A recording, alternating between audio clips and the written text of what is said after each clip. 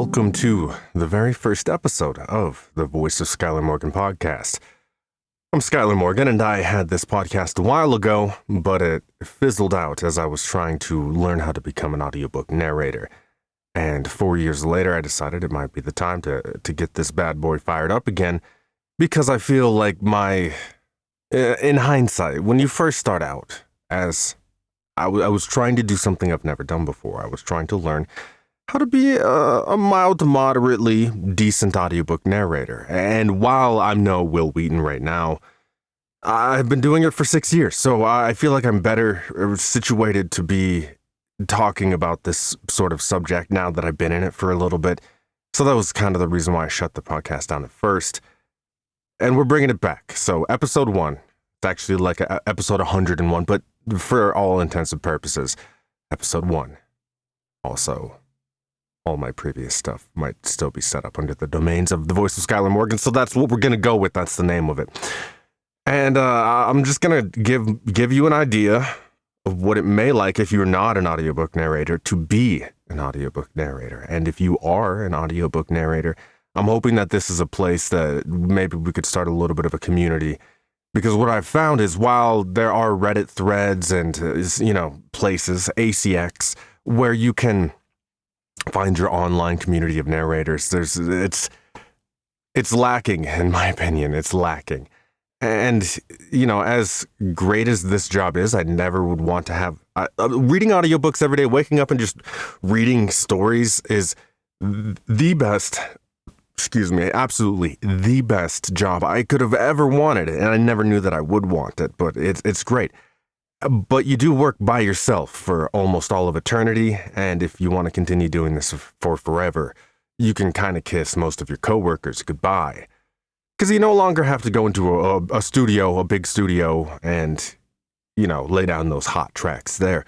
You can build one for a decent price. And Amazon will just, send it right to your doorstep in a few days. So I've got I will call it I'm an intermediate narrator in an intermediate studio. And down the line here, we'll go through what I think may help and may not help in this audio recording thing. And I'll try to make it so it's even palatable to the ear to someone who's not a narrator. So I don't fucking know. Wish me luck. But I thought in this first episode, I would just walk you through what my day normally starts as, being an audiobook narrator. And mind you, I've been doing this for 6 years total, about 3 years full time.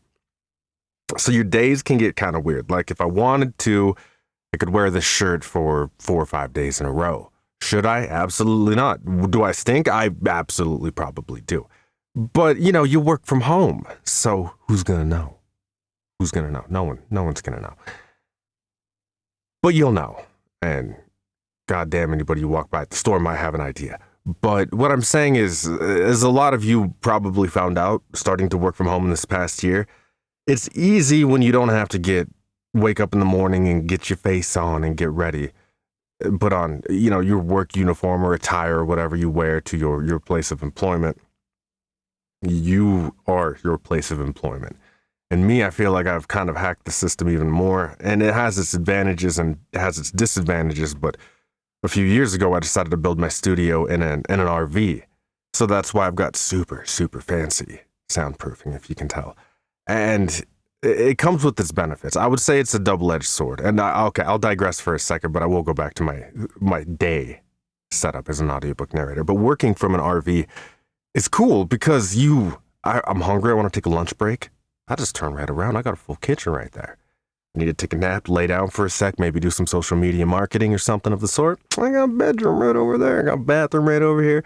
It's awesome. But it's also this weird utopian universe of a Ready Player One situation where everything and anything I need to do is at my workstation right here. And if I need to rest, same spot, bathroom, same spot, food, same spot. Like this is a place that I could just exist in. And granted, a house has those same things, but it's just a little more weird when you can move it anywhere and you can just it's just there all the time.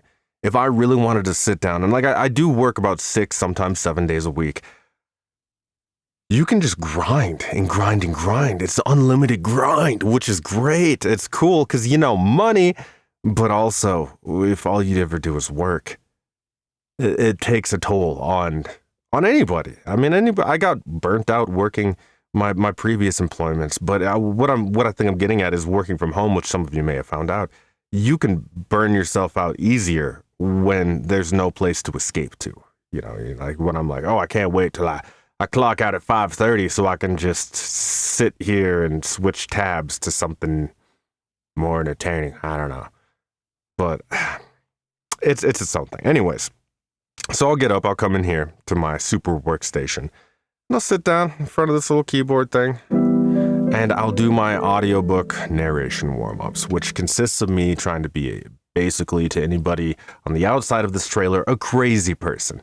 Because you're going through all your scales. It's kind of like, my experience is, it's a bit of a Groundhog's Day scenario when you're trying to properly warm up your voice in the morning. You almost have to go and do a handshake with every part. Like, oh, hello, lower register. All right, middle area. We hi, what are you guys doing up here? And it really does improve your ability to perform and your stamina, and it decreases the amount of takes you have to do because your whole mouth's warmed up.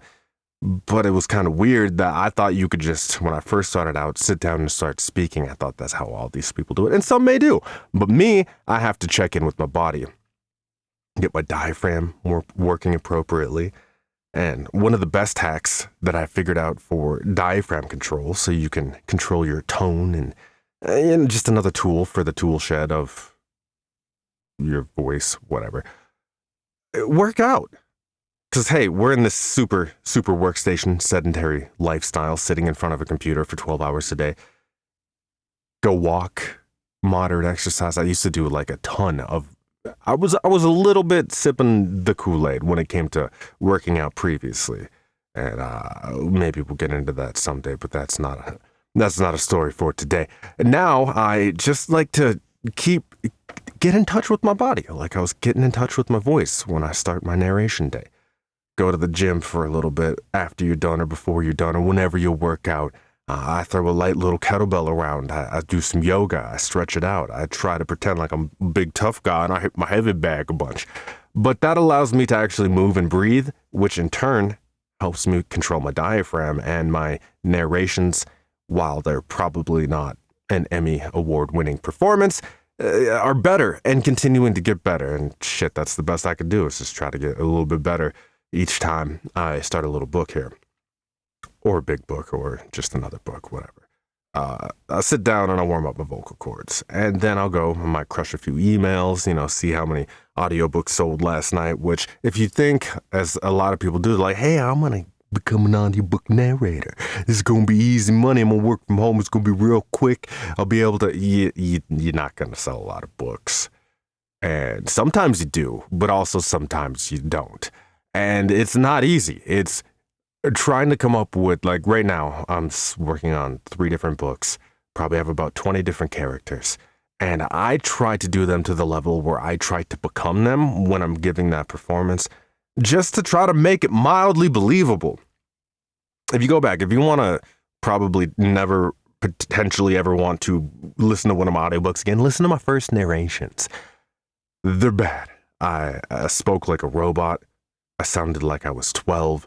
I didn't have any different character voices. My editing was a nightmare. My quality was shit. It's bad. But, as with everything in time, it gets a little better and better. You learn a couple more tricks, and you're better than you are the day before.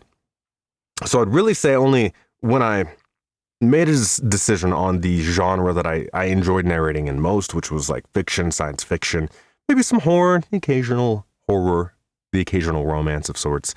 Might have that horror. But I enjoy the science fiction the most. But that's because it's not just a regular read. You're in space. You're in a bunch of different universes. You've got fae characters. You've got all kinds of different.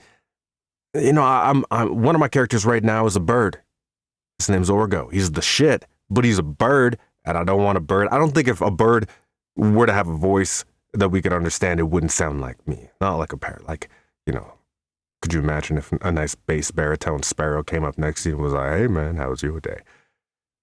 I'm trying to make them kind of bird-like, but not ridiculous. Anyways, I like it. I think it's going great. And in a few months, maybe you guys will tell me how I did capturing my bird voices. But my bird voice would have been real shitty had I done it about 5 years ago, because it's just I didn't have the level of production that I'm trying to produce now. And while that might make you hate these audiobooks even more, but all I can do is try to make an audiobook that I think that I would listen to. And, it's one of those things that it can suck your ego down in a second because you put hundreds of hours into a book and somebody listens to 30 seconds of the sample and they're like, absolutely not. And then they leave you a cool review because you got to tell everybody how you feel about it, which is great. I enjoy it. It helps me become a better narrator. And then the good comments actually help lift you up some more. So if you look at them the right way, the internet will not crush your soul as it sometimes easily can do, but you learn to grow from it, and you'll put it in your backpack or golf bag of tricks that you can pull out. So I read. This is a long explanation of my morning. I have only done a few things. I've woken up, I've taken a caffeine pill because coffee's bad for your vocal cords, and it can become a problem apparently over time. So I switched from that morning routine of making a delicious French pressed coffee to just rolling over and taking a sip of water and a 200 milligram yellow pill to wake me up so I could read. Go feed my dog. Come back to my trailer. Do some vocal warm-ups, about a half an hour. Sometimes I'll go see Jeff Rolka on YouTube. He does warm-up exercises for every single range, and he does a damn good job. And he taught me everything that I know, basically, about my voice. So go check him out. Even if you don't, if you're not a narrator, you know what? You sing every once in a while. And for the sake of other people around you, just try a few voice lessons. I'm pretty tone deaf myself, so a lot of people are probably a lot happier because I like to make some noise. But I come in here and I'll work for about 4 or 5 hours. And you might be like, oh, this is going to be great. It's only a 4 or 5 hour workday. Like, no, I read. I try to read this book for about 4 or 5 hours. And around that 4 hour mark, your head starts to explode because you are just staring and trying to transport your consciousness into any kind of a different realm of whatever this beautiful book is trying to portray. And boy, after like trying to be some other people for about 4 or 5 hours, you might need to go lay down for a second afterwards. So do it. If you can do this for 8 hours, I will take all of my hat and hair off to you, because that is an incredible energy expenditure that would murder my narrations. About 3 hours into it, you start kind of selling your acting performance, if I may. And while the words are read, they're not read to the level that I would like somebody to hear them. And on a side note, if you think that this podcast is just going to be me slinging my audiobooks the whole time, it's not. But however, I am an audiobook narrator, so it's going to sound like I'm talking about them a lot because it's what I do damn near every day. And I do that for about 4 or 5 hours. And then have some lunch, come back, do your editing, do some fading, listen for some pops and crackles and all the other bullshit, some mouth sounds that you don't want in your narration that might be not palatable to the ear. Go back and go through all those and then dive into the world of social media marketing. Because believe it or not, Audible they're the top dog of this audiobook game right now. And while they're great, you're trying to get your books into an algorithm to get them sold. And as many of you probably know by your number of Instagram followers or whatever, it is not that easy to get sucked up into that algorithm. That same social ranking algorithm is kind of in play when it comes to who sees that front page of those audiobooks. And me, as a intermediate at best audiobook narrator, can easily get washed in with the flood. Because believe it or not, in this past year, during this time, ACX, the platform that I use basically is my home base for my narration gigs and audiobook, getting them on Audible and Amazon and iTunes and all that shit. It's hosted through ACX, and they tell you how many producer that you have. or you're competing with. And about a year and a half ago, almost 2 years now, it was about 60,000. And as the biggest audiobook production platform, that may sound like a lot, but out of 330 million people, I don't know how many audiobook listeners are out there, but it's not as hard as you would think to get a job. Some of them are better than others, as is everything. But over this last time, year and a half or so, it's went from about 60,000 to over 300,000 producers, which I thought was gonna, as I was seeing those numbers climb, I'm like, oh my God, it's gonna be, maybe this is it. I'm gonna have to go do a regular job now. It's gonna be harder and harder to get a job. It wasn't, because luckily I had a decent head start, because this shit is harder than it appears. And, just because that pool's bigger, I don't know if everybody's getting work. And I also have been blessed to have like 5 or 6 authors that I've worked for in the past that have put their faith in me, and their future work's faith in me. So I've got a little bit of work. I've got an umbrella. I don't have to show up to that audition site every day and hopefully somebody wants to hire me. I've been able to make it more of a smooth transition. Am I driving a Ferrari? No. Does my truck leak? Yeah. Am I working on it? Of course. But I wouldn't trade it for the world. It's great. So after I read, after I edit, after I do all that, I do some social media marketing, which is literally the rest of my day, and trying to get these books out there to people. And if you want to see or listen, it's audiobook format. So if you want to listen to what I'm trying to throw down, my website does have a couple of things on it. It's just skylermorgan.com. I'm going to put this on YouTube. I have some other my audiobooks for free on YouTube, so you can just check it out. And I would suggest, man, I'm really into this noir series, the Crimson Shadow series. We're getting ready to dig into book 4. We've got 3 of them out. It's great. The Dreams of the Queen, the Barrage series is great. I would like to say anybody that I've been working with for the past year or so, they've all been great books, and I've tried my hardest to bring them to life, to what I thought the author was trying to portray, and what I thought would be a cool experience to go through myself. Listen to them. At least listen to the sample, and if you like it, reach out to me, because I've got a bunch of promo codes, and since you made it this far in the first episode of this podcast, basically about nothing, I'll give you any one of those books for free, and you can listen to it. And after you do, the only thing I ask is go to that giant Audible website and give me a review. And honestly, if you think it sucks, if you think I sound like a robot, say it. And if you thought I lulled you to sleep with every word and intonation that was uttered out of my mouth from between these lips, please say that same thing, because like everybody, you like to hear a good thing about yourself every once in a while. So kind of in conclusion, chapter 24, this is the end of my work day. And while it only has a few things, it's a little bit more than that. And if you're a narrator, you know. And if you're not, welcome to this audiobook narration podcast of sort. And we'll see you next time, I suppose. Thank you. Probably should do some sort of outro music. Okay.